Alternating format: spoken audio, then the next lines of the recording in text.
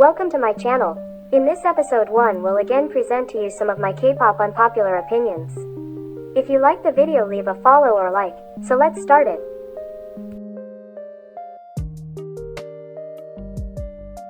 Honestly, I don't understand most K-pop stainers. Can you explain to me some people's reasoning?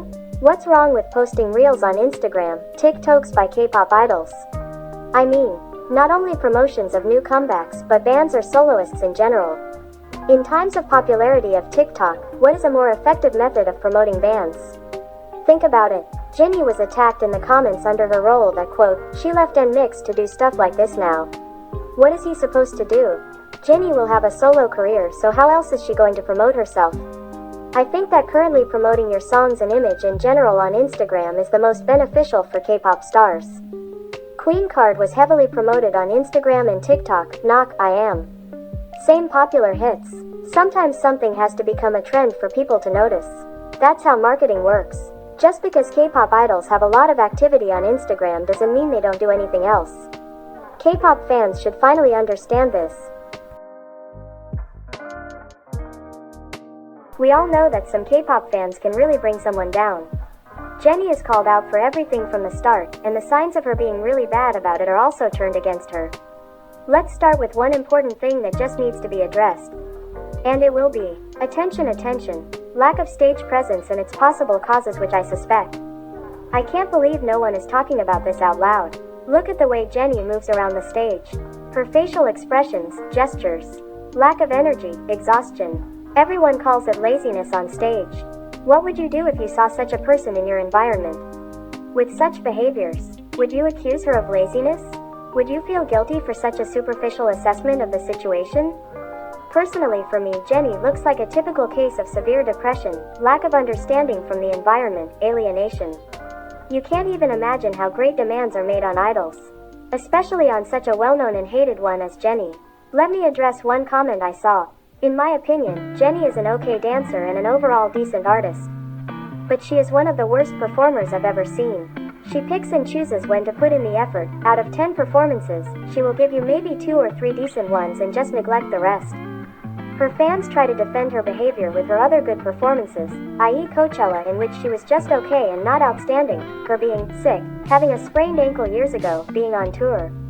And depending on the audience's energy, performing is her job, and people pay hundreds, sometimes thousands to go see Blackpink perform. She should not depend on her audience in order to give them what they paid for.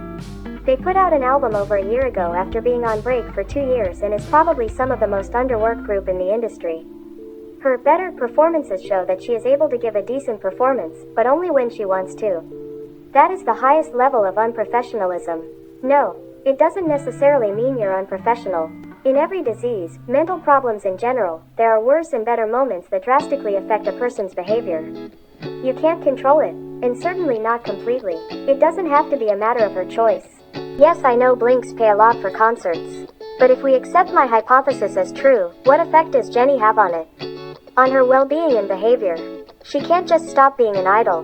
He can't leave the studio like that. Even if something like that happened, Blackpink has 3 members besides her. It would mean a sure disband. It's hard to change your behavior and force yourself to jump on stage when you don't have any energy. In an interview conducted by Dua Lipa, Jennie confesses that it is problematic for her to walk in high heels, which may also be the reason for her behavior at concerts. Based on my own experience, I can say that her manner is characteristic and similar to people with depression I have come across. Also, the way she speaks is characteristic of a person with problems. She focuses in them very much on her mental feelings about the world and herself.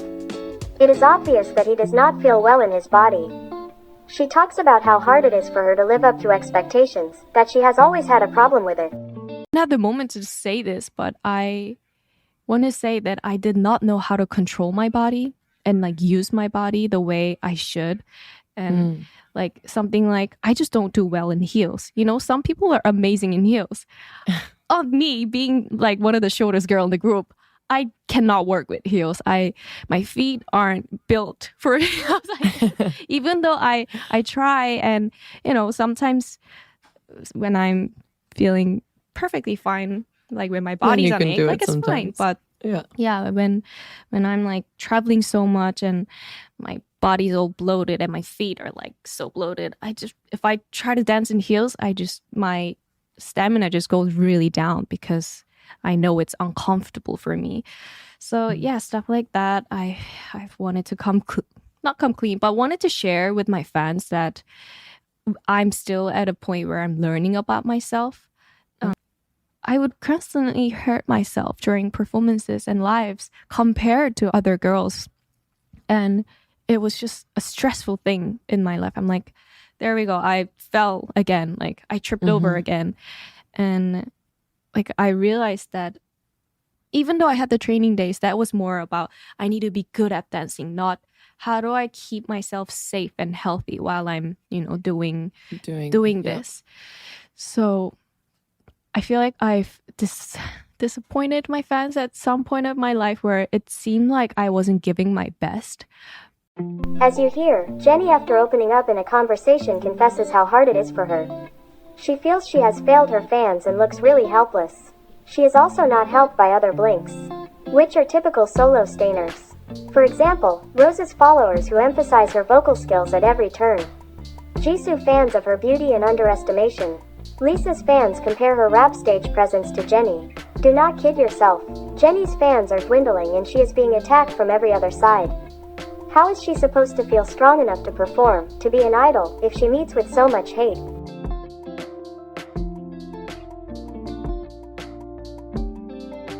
I think the companies take advantage of the fact that K-pop fans expect cool and complicated choreography, not good vocals.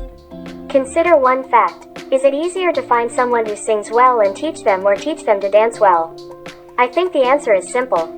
It is much easier to find idols and make them dancers than to train people to be good vocalists. At worst, some K-pop stainers expect both skills at once.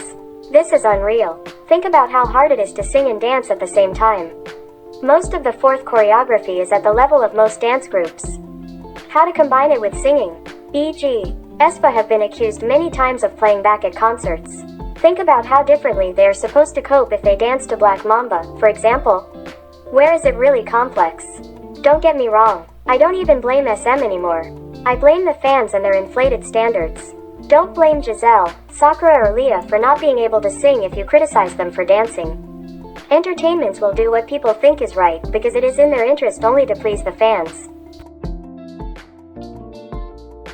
For today, these are all my opinions that I wanted to share with you. Of course, I leave you an open field for discussion in the comments if you disagree with something. Bye guys, see you later.